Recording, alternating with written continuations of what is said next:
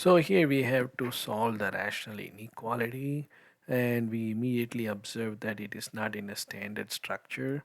In the standard structure, we want the right hand side to be a 0, and so we move the thing on the right hand side down to the left, so it will be 2 over x minus 1 minus 4x over x minus 1 less than 0. Now this is in the standard structure where we can start working. Now we observe that there is a common denominator x minus 1, numerator 2 minus 4x less than 0. So this is our starting point. Now we know right away, step 1, take the numerator, set it to 0. 2 minus 4x equal to 0, which immediately gives me x equal to negative 1 half. Now same way, set denominator to 0, which is x minus 1 to 0. So it gives me x equal to positive 1. So we got those two. The third step is when we basically split the x-axis based on the values we obtained above and start checking the sign of our given function. So we have numbers, one at 1 half and another one, say 1 half is here. It's not for scale, so I can space them in any way I want, and x equal to 1 here.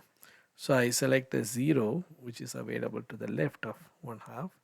To the right of 1 half I have to select 3/4, so it will fall in the middle. And the other side I can select a 2. So here we go.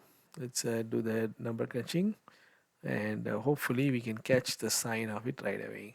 So if you plug in 0, you get 2 over negative 1, so which is negative and which is less than 0. Okay, this bit is accepted. The next bit is 3/4. If I put 3/4, it would be 2 minus 4 times 3/4, which would be a 3, divided by 3/4 minus 1. So this would be a negative 1 upstairs and negative 1/4 downstairs, which would be a positive number in the end. So I don't worry about the value, I just worry about the sign. Is greater than 0, so this is not going to work for us. The other part, I hope it comes through. So 2 minus 8 divided by 2 minus 1. So that would be negative 6 over positive 1. So this is negative, which is less than 0, and that part is working. So the answer would be whatever comes from the denominator, don't use it. Okay, so that means it's an open parenthesis over there.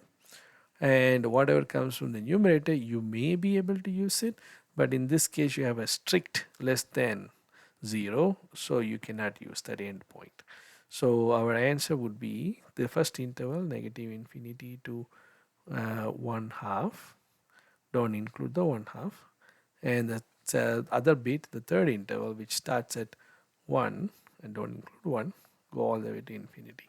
So these two bits are together. So let's enter the answer. So that would be negative infinity, comma 1 over 2 union 1 comma infinity. Yep, that worked.